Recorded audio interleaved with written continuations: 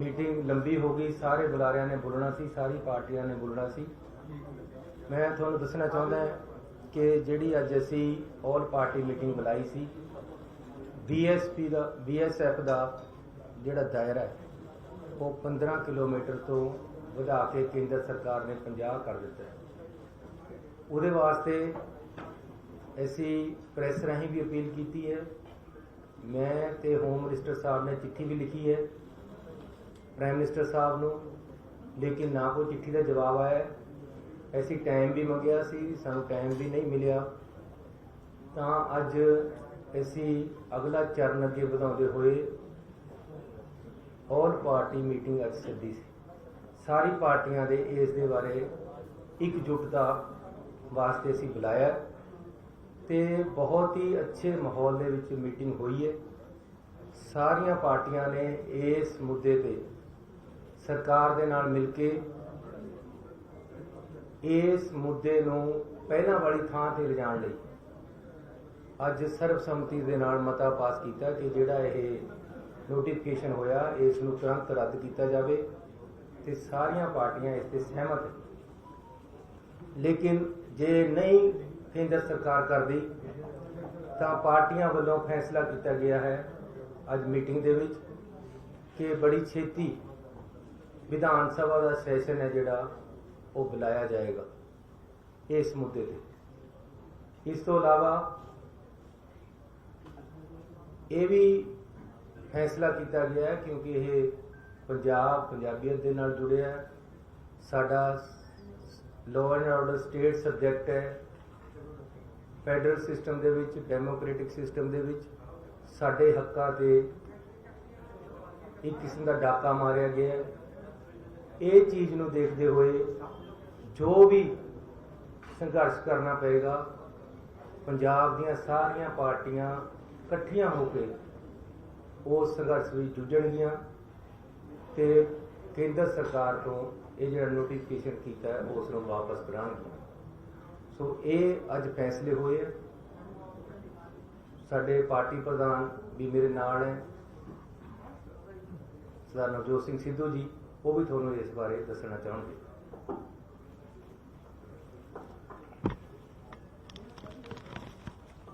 थोड़ा जा लंबा बोलूंगा साहब, थोड़ा खैर मकदम। कोई भी काज अगर ये वेखना होवे चंगा या मंदा है तो इंटेंट देखी दी है तो मंशा देखी दी। मंशा बड़ी साफ है। सेंटर ना सिर्फ फेडरल ढांचे नूं कमजोर कर रहा बल्कि स्टेट दे विच स्टेट खड़ा कर रहा। पुलिस नूं कोआर्डिनेटिव सपोर्ट की बजाय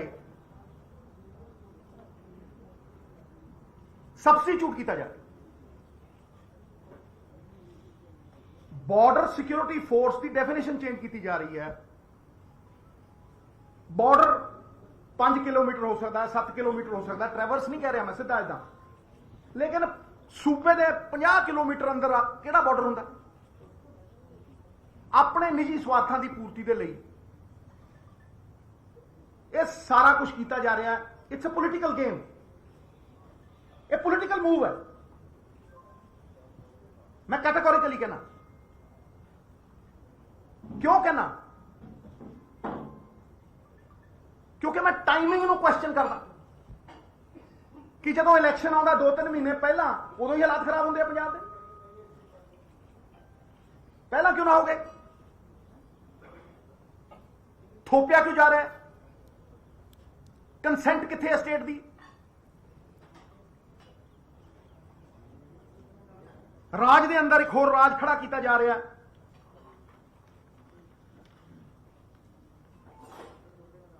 और इंस्टीट्यूशंस नूं अपने पोलिटिकल मोटिव्स के लिए यूज किया जा रहा है। सीबीआई होवे चाहे ईडी होवे, किन्ने एमएलए के उत्ते नोटिस मुख्यमंत्रियों तक नूं नचाया कठपुतलियां बना के, कई जाए चंद खड़े करते। जिन्होंने सूबा गिरवी धरता, चाहे उन्होंने सन इन लॉ सी चाहे वो आप सी, बाहां मरोड़ियां, सूबे के हक गिरवी धरते। कौन कहता प्रेसिडेंट रूल नहीं लगे जी? अद्धा सूबा तुसीं सबजुगेट करता। जदों असीं बाई इलैक्शन देखते होंगे, कहने बाई इलैक्शन नहीं है जी, तो पुलिस एक्शन है, तो कौन रोकूगा इन्हों? देखो वैस्ट बंगाल च की होया।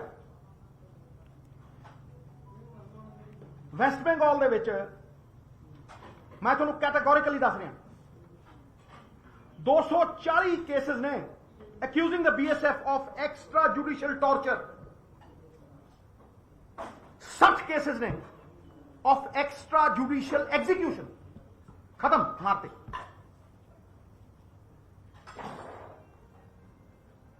And there are 33 cases of the National Human Rights Commission having recommended compensation for the victims. Why is this happening in Punjab? Maharaja Ranjit Singh da सूबा पहले ही सूबी बनाया है। Why are you weakening the state? What is the ulterior motive? Is it political?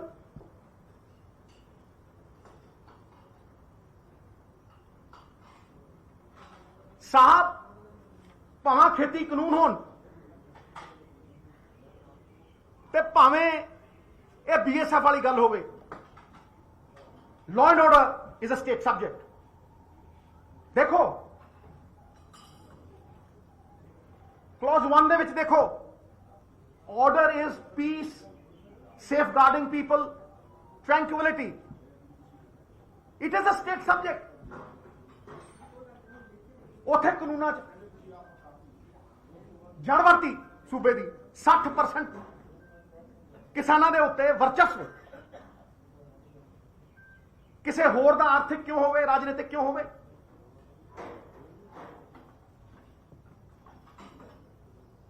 मैं categorically कहना that there is no official explanation given till now by the government of India क्यों लाया। केड़ी official explanation है? दस Tell me the reason why you did it. कोई नहीं है।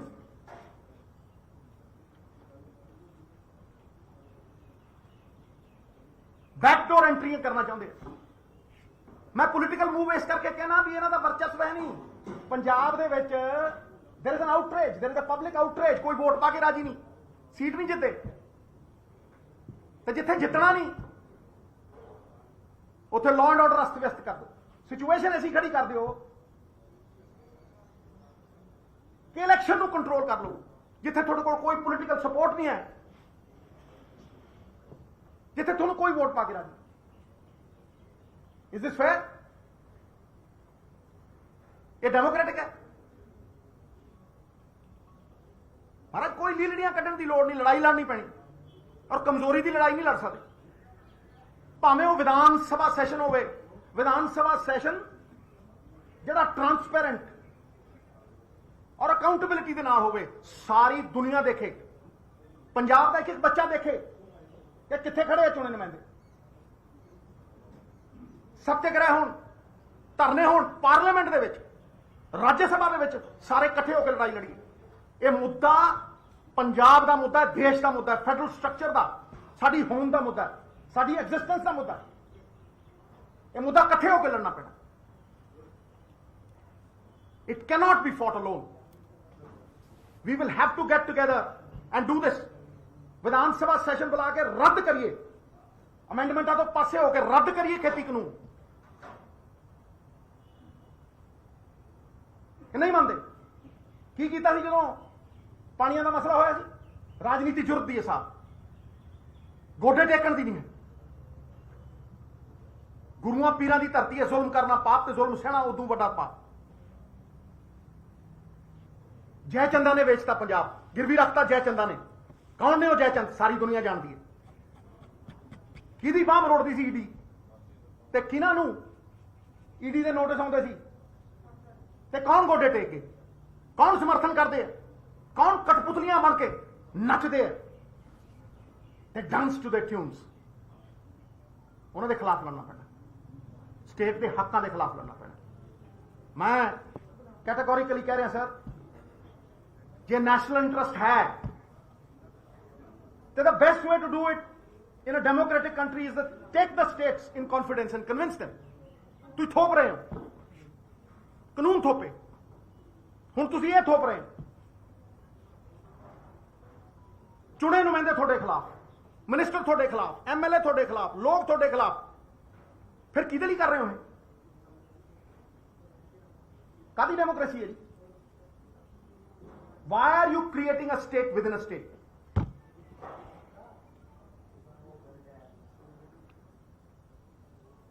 इस करके मैं सख्त विरोध करता, पुरजोर विरोध करता sir. It's a battle for our existence.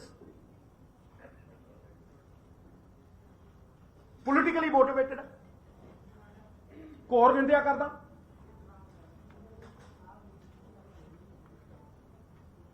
Without obtaining consent of the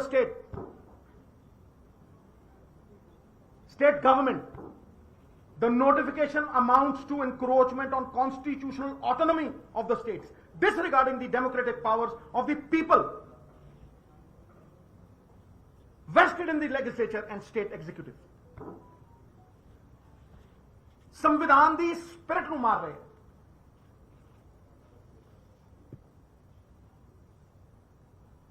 ਜਿਹੜੇ ਲੋग ਉਂਗਲ ਚੱਕਦੇ ਆ, मैं कहना दिखाओ कंसेंट स्टेट, किथे है कंसेंट? केड़ी डिस्कशन की थी? फिर करो मना। देयरफॉर पंजाब के हर बाशिंदे की आवाज बुलंद करनी अज बहुत जरूरी सी। स्टेट गवर्नमेंटां नूं फैसिलिटेट करना चाहिए। फैसिलिटेट साहब, यू कैनॉट उन्होंने सबमिशन च नहीं लेके आ सकते, उन्होंने नूड़ नहीं सकते, उन्होंने अधिकार नहीं तुसीं खो सकते, उन्होंने मौलिक फंडामेंटल राइट्स तुसीं खो नहीं सकते। गुड़ दे के मार रहे हैं, पुरजोर विरोध साडे वल्लों। मैं पूरा बोलना ਸਾਡੇ ਪ੍ਰਧਾਨ ਜੀ ਨੇ ਵੀ ਤੁਹਾਨੂੰ ਦੱਸਿਆ ਹੈ। ਮੈਂ ਸਭ ਤੋਂ ਇਹਦੇ ਨਾਲ ਸਾਰੀਆਂ ਪਾਰਟੀਆਂ ਦੇ ਨੁਮਾਇੰਦਿਆਂ ਦਾ, ਪ੍ਰਧਾਨਾਂ ਦਾ, ਸਾਰੀਆਂ ਪਾਰਟੀਆਂ ਦਾ ਧੰਨਵਾਦ ਕਰਨਾ ਚਾਹੁੰਦਾ ਕਿ ਉਹ ਪੰਜਾਬ ਸਰਕਾਰ ਦੇ ਸੱਦੇ ਤੇ ਅੱਜ ਆਏ ਹੈ ਔਰ ਉਹਨਾਂ ਨੇ ਇਸ ਹਵਨ ਦੇ ਵਿੱਚ, ਇਸ ਯੱਗ ਦੇ ਵਿੱਚ ਆਪਣਾ ਪੂਰਾ ਸਮਰਥਨ ਦਿੱਤਾ ਹੈ ਤੇ ਪੰਜਾਬ ਦੀ ਲੜਾਈ ਨੂੰ ਇਕੱਠੇ ਹੋਣ के लड़न का भरोसा दिता है। मैं पंजाब के लोगों को, सारिया पार्टियां नूं विश्वास दिलाना चाहता कि अहदा कोई बड़ी चीज़ नहीं हुंदा। ये मुख्यमंत्री का अहदा या साडे मंत्रियों का अहदा साडे वास्ते कोई चीज़ नहीं है। पंजाब के हितां दे मूहरे असीं हर अहदा, हर कुर्बानी देण नूं तैयार है, लेकिन किसी तरह भी पंजाब के हितों को लुट्टण नहीं देवांगे। विधान सभा दे विच बुला के सारे जने रल के एक कानून जिहड़ा नोटिफिकेशन आया उहनूं रद्द करांगे। इहदे बारे सारियां पार्टियां एकमत है, सारियां ने मता पास किया है ते नाल ही अज 2 मते पाए असीं। दूसरा मता खेती कानूनां बारे है।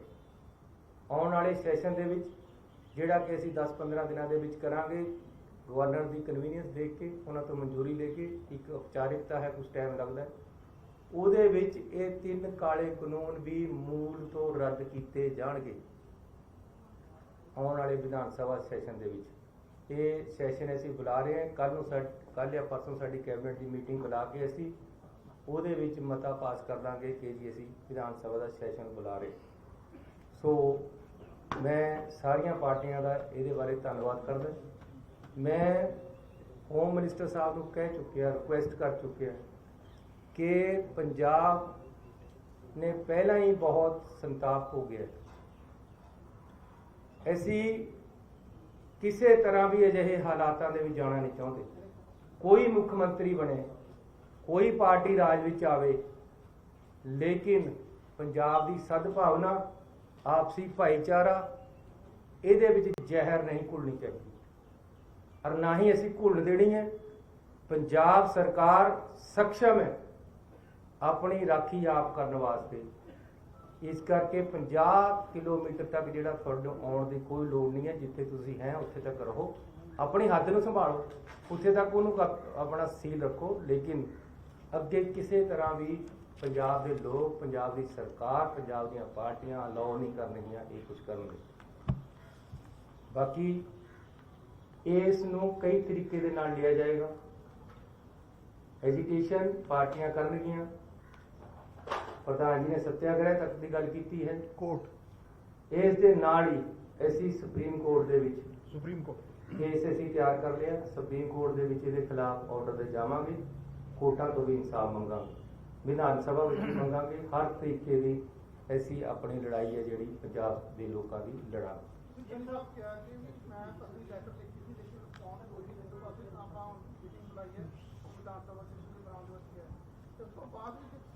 ਕੋਈ ਪੀਐਮ ਨੂੰ ਜਾਂ ਕਿਸੇ ਨੂੰ ਕਿਉਂਕਿ ਟਾਈਮ ਮਿਲਿਆ, ਕਿਉਂਕਿ ਤੁਸੀਂ ਟਾਈਮ ਮੰਗ ਰਹੇ ਹੋ, ਕੋਈ ਇਹਦੇ ਲਈ ਕੋਈ ਡੈਲੀਗੇਸ਼ਨ ਸੈਂਟਰ ਗਵਰਨਮੈਂਟ ਕਿਉਂਕਿ ਇਹ ਵੀ ਕਿਉਂਕਿ ਇੰਟਰਫੇਅਰ ਚਾਹੁੰਦੇ ਹੋ ਤਾਂ ਕਿ ਉਹ ਸੁਣਵਾਈ ਕਰ ਸਕਣ। ਇੱਕ ਵਾਰੀ ਅਪੀਲ ਦਲੀਲ ਤਾਂ ਕੋਈ ਪਹਿਲਾਂ ਕੋਈ ਪਾਰਟੀ ਅਸੀਂ ਮੇਰੇ ਵੱਲੋਂ ਤੇ ਸਾਡੇ ਹੋਮ ਮਿਨਿਸਟਰ ਸਾਹਿਬ ਬੈਠੇ ਆ, ਇਹਨਾਂ ਵੱਲੋਂ ਚਿੱਠੀ ਲਿਖੀ ਜਾ ਚੁੱਕੀ। ਅਸੀਂ ਟਾਈਮ ਵੀ ਮੰਗਿਆ, ਟਾਈਮ ਨਹੀਂ ਦਿੱਤਾ।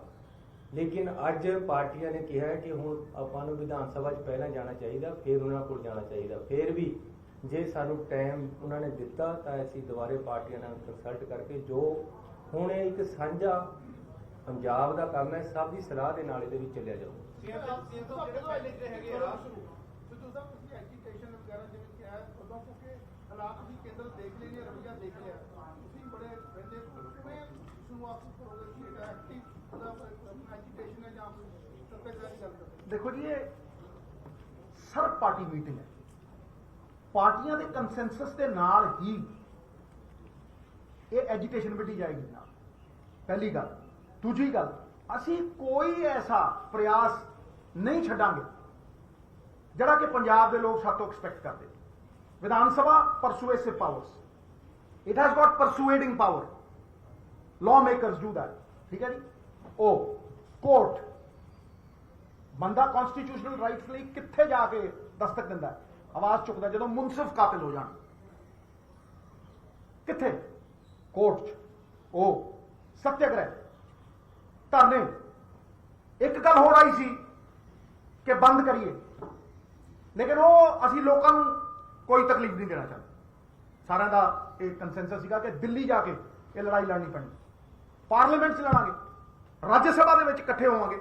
ਜਿਹੜੀਆਂ ਪਾਰਟੀਆਂ ਸਹਿਯੋਗੀ ਬਣ ਸਕਦੀਆਂ ਨੇ, ਜਿਨ੍ਹਾਂ ਨਾਲ ਧੱਕਾ ਹੋਵੇ, ਵੈਸਟ ਬੰਗਾਲ ਕਲੀਅਰ, ਉਹਨਾਂ ਨੇ ਲਿਖਤ ਸਮਰਥਨ ਦਿੱਤਾ। ਇਹੋ ਜਿਹੇ ਲੋਕਾਂ ਨੂੰ ਇਕੱਠੇ ਕਰਕੇ ਲੜਾਈ ਲੜਾਂ। ਕੋਈ ਧਰਨੇ ਦਾ ਜੇ ਪ੍ਰੋਗਰਾਮ ਜਿਵੇਂ ਆਏਗਾ ਉਹ ਸਾਰੀਆਂ ਪਾਰਟੀਆਂ ਬਣਾਉਣੀਆਂ।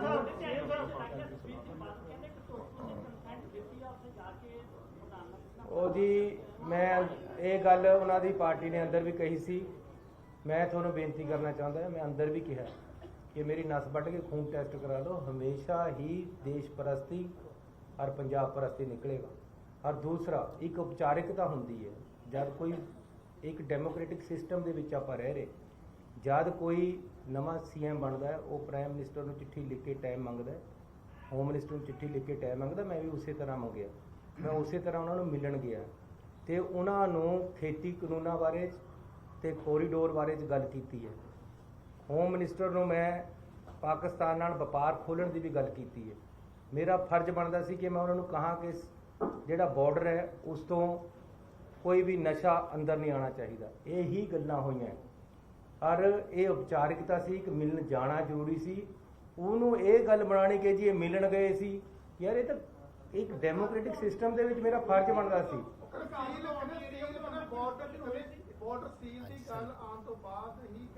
ਬਾਰਡਰ ਸੀਲ ਦਾ ਮਤਲਬ ਹਮੇਸ਼ਾ ਹੀ, ਹੁਣ ਅੰਦਰ ਸਾਡੇ ਪਾਸ ਅਕਾਲੀ ਦਲ ਮਾਨ ਦੇ ਪ੍ਰਧਾਨ ਜੀ ਆਏ ਹੋਏ ਸੀ, ਮਾਨ ਸਾਹਿਬ, ਉਹਨਾਂ ਨੇ ਕਿਹਾ ਕਿ ਮੈਂ ਕਈ ਵਾਰ ਚਿੱਠੀ ਲਿਖੀ ਹੈ ਕਿ ਬਾਰਡਰ ਨੂੰ ਸੀਲ ਕਰੋ, ਇੱਧਰ ਤੇ ਨਸ਼ਾ ਨਹੀਂ ਆਉਣਾ ਚਾਹੀਦਾ।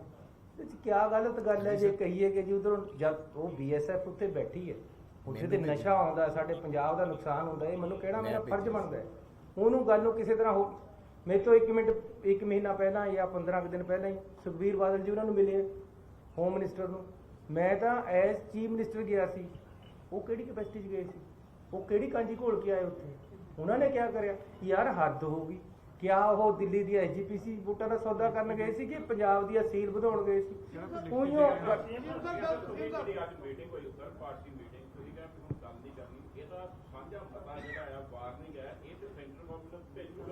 ਉਹ ਭੇਜਾਂਗੇ ਜੀ, ਉਹਦੇ ਵਾਸਤੇ ਹੀ ਪਾਸ ਕੀਤਾ। ਤੁਹਾਡਾ ਬੜਾ ਧੰਨਵਾਦ, ਤੁਸੀਂ ਗੱਲ ਕਰ ਲਈ। ਵਿਧਾਨ ਸਭਾ ਅਸੀਂ ਹਮੇਸ਼ਾ ਮਤੇ ਪਾ ਕੇ ਭੇਜ ਦਿੰਦੇ ਸੈਂਟਰ ਨੂੰ, ਸੈਂਟਰ ਗਵਰਨਮੈਂਟ ਕੁਝ ਨਹੀਂ ਕਰਦਾ। ਤੁਸੀਂ ਵਿਧਾਨ ਸਭਾ ਕੁਝ ਇਹ ਜਿਹਾ ਕਰੋਗੇ, ਕਾਨੂੰਨ ਰੋਕ ਜਿਹੜਾ ਐਕਟ ਦਾ ਨੋਟੀਫਿਕੇਸ਼ਨ ਉਹਨੇ ਜਾਰੀ ਕੀਤਾ ਰੁਕ ਸਕੇ, ਜਾਂ BSF ਪੰਜਾਬ ਐਂਟਰ ਕਰ ਸਕੇ? ਰੱਦ ਕਰਾਂ, ਜ਼ਰੂਰ ਕਰਾਂ, ਜ਼ਰੂਰ। ਬਹੁਤ ਧੰਨਵਾਦ ਤੁਹਾਡਾ ਸਾਰਿਆਂ ਦਾ। ਨਹੀਂ ਲਾਗੂ ਹੋਣਗੇ।